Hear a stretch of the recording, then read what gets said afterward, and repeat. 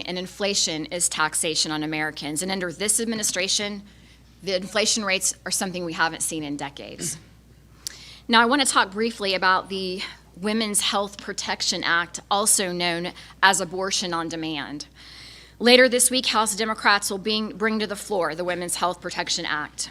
I'll be voting no, along with many of my Republican colleagues. The legislation overrides past and future pro-life laws, both at the federal and the state level. If signed into law, it would create a national standard to allow for abortions for any reason at any stage of pregnancy, up to birth, without accountability for abortion providers or protections for women. Americans do not support abortion with no limits. As a matter of fact, 80% of Americans say abortion should be illegal after the third trimester, in the third trimester. Instead of allowing states to enact common sense legislation on the local level, this act would strip state lawmakers that power and create a national standard of unrestricted abortion. As a former state legislator myself in Oklahoma, I stood with my state Senate colleagues to protect the lives of the unborn, and I will stand to continue to do so in Washington. I'll also defend the sanctity of life and protecting American taxpayers from using our taxpayer dollars for these on-demand abortions. At this time, it is my pleasure to introduce one of the congressmen from the great state of Wisconsin, home of the Badgers, Mike Gallagher. As well as the now victorious Green Bay Packers.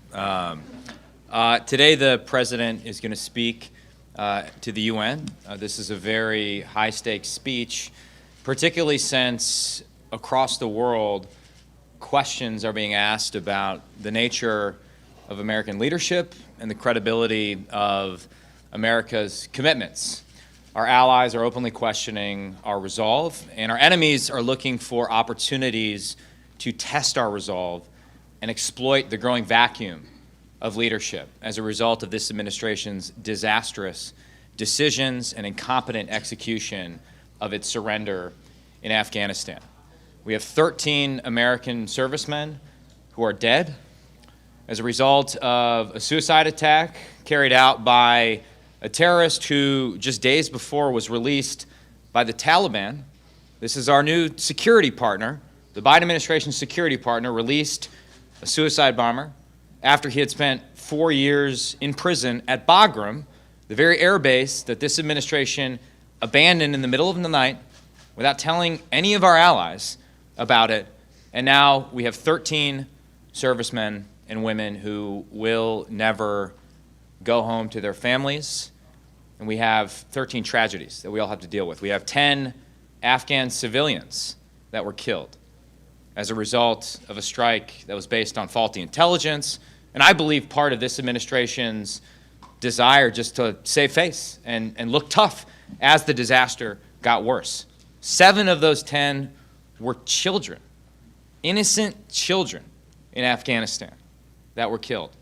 And of course, we now have hundreds, if not more, Americans that are effectively being held hostage by the Taliban, trapped behind enemy lines because we abandoned them.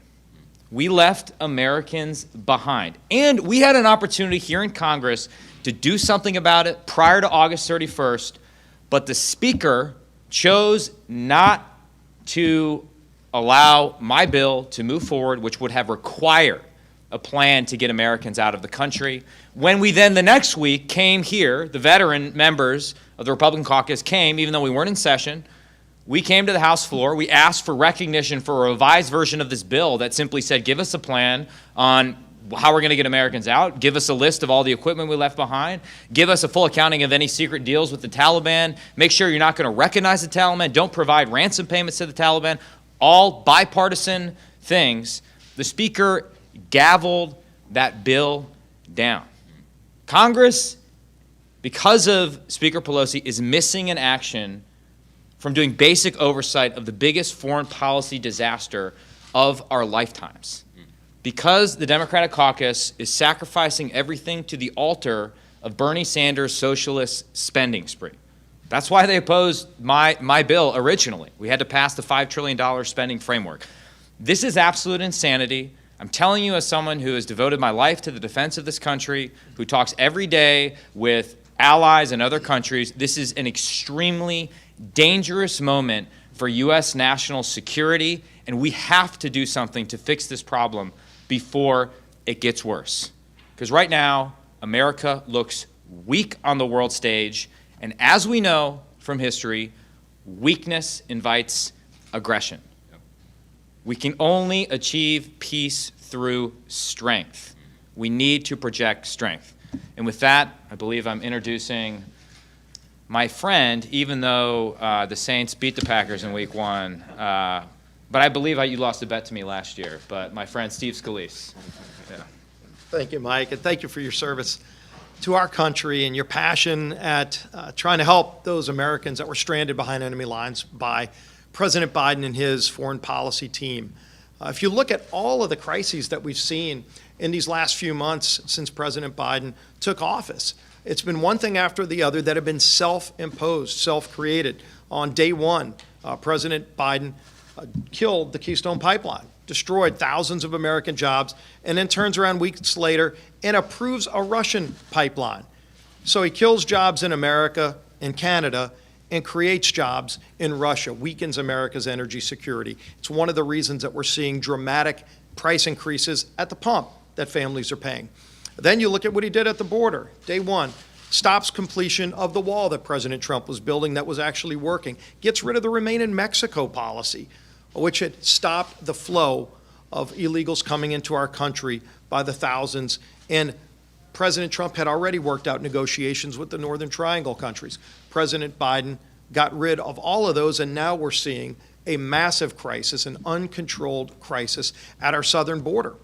And it's important for a number of reasons, but when you think about the national security implications, after the debacle of President Biden's actions over in Afghanistan, he turned over a country to a terrorist organization. And as a terrorist organization now has not only a training ground, but a country that they're in charge of with over $85 billion of the world's most technologically advanced military equipment, according to reports, which, by the way, the Biden administration has not refuted.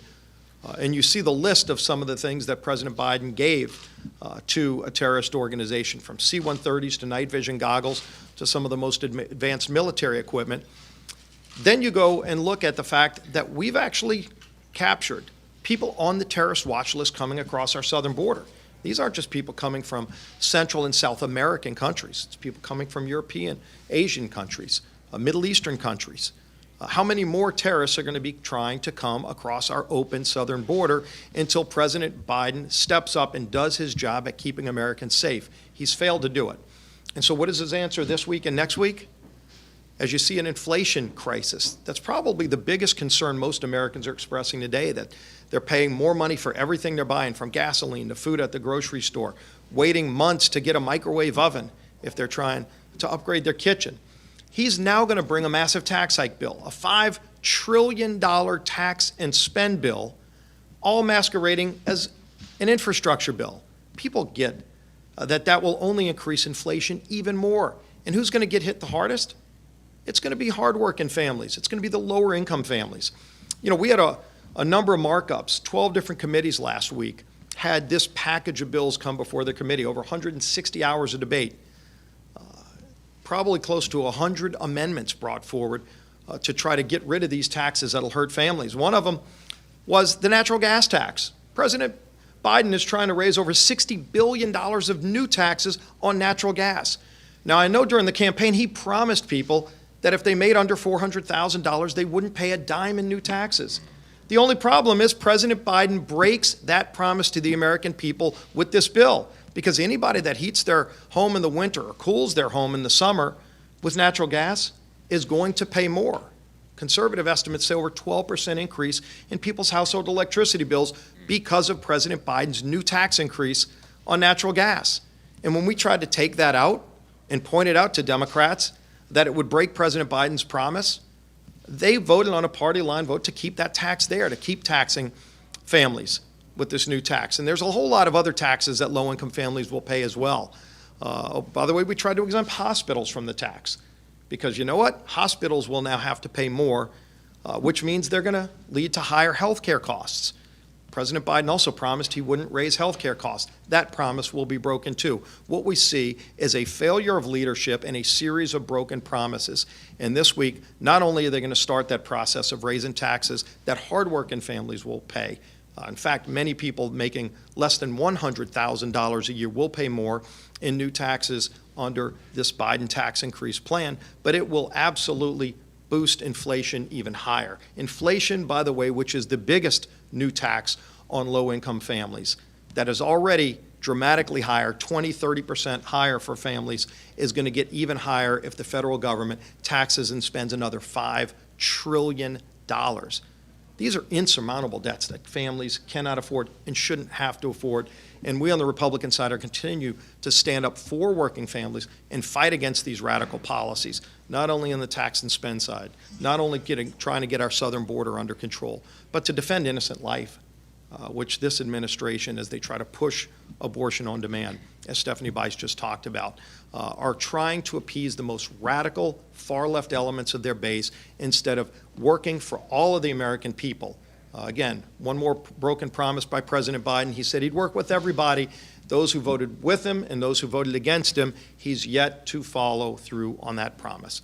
So as we look at all these broken promises, we're going to continue fighting for those hardworking families on the Republican side. With that, we'll be happy to take some questions. Yeah. Excuse me, Whit. You talked about the Women's Health Protection Act and abortion on demand. I wanted to talk about the $3.5 trillion or $5.5 trillion and what it's going to be. That has no Hyde Amendment protections. That has no Helms Amendment protections. That has no Smith Amendment protections. Your reaction to that? It's really appalling that President Biden is trying to abandon over 40 years of bipartisan work, going back to when Henry Hyde finally got a Democrat majority Congress to agree that taxpayer funds should not be used to fund abortion. By the way, since Hyde protections are in place, tens of millions of babies have been saved. They are trying to take that away. They're trying to gut Hyde, and we're not going to let it happen. We had an amendment, Kathy McMorris Rogers, our lead Republican on Energy and Commerce Committee, brought an amendment back up to restore Hyde protections, to say we've always agreed in a bipartisan way that taxpayer funds shouldn't be used for abortion, and on a party line vote, they voted it down. The Democrat Party just 10, 20 years ago, you would have had 40 Democrats voting for an amendment like that. Today, not a single Democrat's willing to stand up for innocent life. It's a sad testament to just how far to the radical left the Democrat Party has shifted. GOP leaders are whipping against the CR debt ceiling hike disaster package, which would benefit, Louisiana, the state you both represent. Why are Republicans comfortable opposing this package, especially after agreeing to raise the debt ceiling multiple times under President Donald Trump? Well, if you notice, the debt that they've incurred just this year alone to fund things like bailing out failed states, paying people not to work, and then ultimately now to pass this $5+ trillion tax and spend bill. We're not the only ones against it. Most American people don't want this level of spending and taxes that are going to increase inflation even higher. So we're against that. If the Democrats want to bring bad policies like that, they're the ones that are going to have to answer for it. They shouldn't try to tie it, by the way, to a bill that funds basic needs of government. And the Senate's made it clear they're not going to go for this. This is a 60-vote issue in the Senate, and they don't have 60 votes. So the bill that the Speaker Pelosi is bringing through this week will not become law. They're going to have to go back to the drawing board. They might have to go to reconciliation to address the debt ceiling, which, by the way, right now they're just trying to put a date so you don't know the full amount that they're trying to increase the debt ceiling. Shouldn't we know that number? If Democrats are going to add trillions of additional debt that our kids will have to pay, shouldn't they at least put that number out there? In a reconciliation bill, they would actually have to list the number. So I think you're going to see this change dramatically if it passes in the House. And I'll tell you, you can already see they don't have the votes for their tax and spend bill masquerading as an infrastructure package, because you see some of the far left saying they're not going to vote for infrastructure until they get the taxes. And then you get the liberal members who are in swing districts saying they won't vote for the taxes unless they get the infrastructure. So there's a lot of game left to be played. Congressman Gallagher just brought up recently the push for there to be a review in Afghanistan about the weapons being left behind. The CR text that was just released includes a review. Do you see that as an encouraging sign? I know that you're whipping against it, but does that have any influence in how you feel about the decision? Well, the Biden administration ought to come clean to the country just what he left behind and gave a terrorist organization, the Taliban. When he abandoned Afghanistan without a plan to get our Americans out who were stranded behind enemy lines, number one, he should have never left until he first got out every American. Anybody with common sense knows that. Our allies around the world are livid because he didn't just leave Americans stranded behind enemy lines. He left friends from other countries behind enemy lines too, without telling our allies. Then when you look at some of the other proposals that he has, shouldn't he be transparent? Again, President Biden promised he would be transparent, yet when he's been asked, can you give us an accounting of all of the military assets that you left behind to have the Taliban take over? We've heard reports that there are pallets of cash. That's what the CR said. And so, no, the NDAA actually says that. So that language is in the NDAA. But ultimately, President Biden should come clean on his own. He should be telling the press, he should be telling the American people what he gave to a terrorist organization. You know, if he's ashamed of that amount of money, which he should be, then he should have never let them have it. He knew when he was going to pull out. Shouldn't he have at least taken the C-130s? You could have loaded a C-130 up with all of that military equipment, the night vision goggles, the artillery. He didn't do that.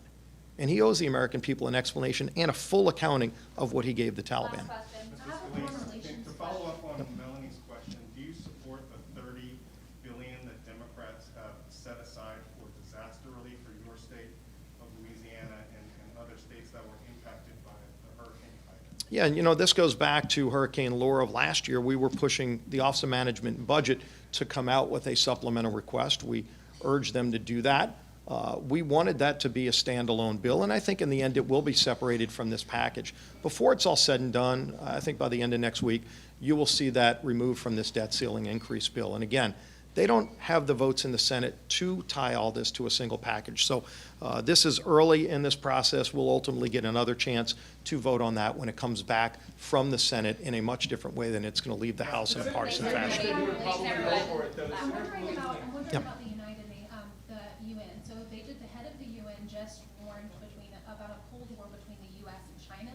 Considering the fundamental difference on human rights abuses and other things, what's your response to that nudge to kind of repair relations? And is there a way to move forward with China while at the same time holding them accountable for the violence? Yeah, and I'll ask Mr. Gallagher to follow up. But look, we've been pushing for over a year now to have a basic hearing into the origins of COVID-19.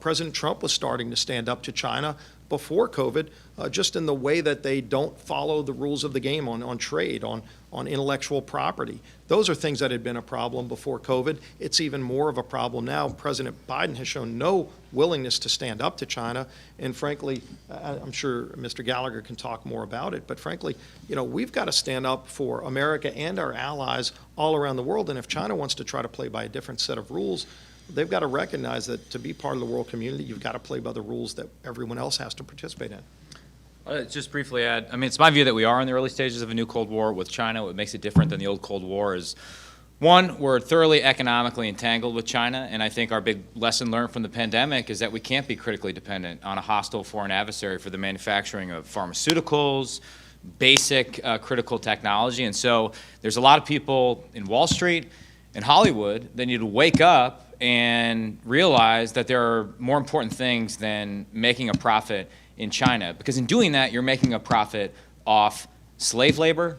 And if China wants a better relationship with the United States, we welcome it, but it's in their control. They can not threaten to invade Taiwan. They can not commit a genocide, which is the considered judgment of the Trump administration and the Biden administration, and they can stop going around the world coercing everyone that has the temerity to question their human rights abuses. I would say there's one final thing that gives me pause about this new Cold War and what's different than the old is that there doesn't seem to be a consensus here in the United States that we deserve to win.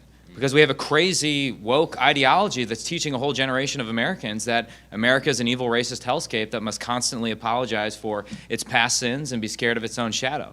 That's unacceptable. And the Chinese Communist Party officials are co-opting that narrative of the far left so that they can lecture our officials when they sit across from them in Alaska and say, you can't criticize us about Tiananmen or Xinjiang because America's evil. You're just as bad as us. That's unacceptable. This is the greatest country in the history of the world, and until we recognize that fact and understand it, we're going to be playing catch-up in this new Cold War for a long time. Thank you all. Thank you, everybody. Thanks, everybody. Thank you. All right, folks, thank you so much for joining us here at Golden State Times. If you're new to the channel, we encourage you to subscribe by clicking that middle button. Also, check out our previous video by clicking the video on the right, or a video you might enjoy by clicking the video on the left. Also, don't forget to click the thumbs up button and share this video on social media. Peace.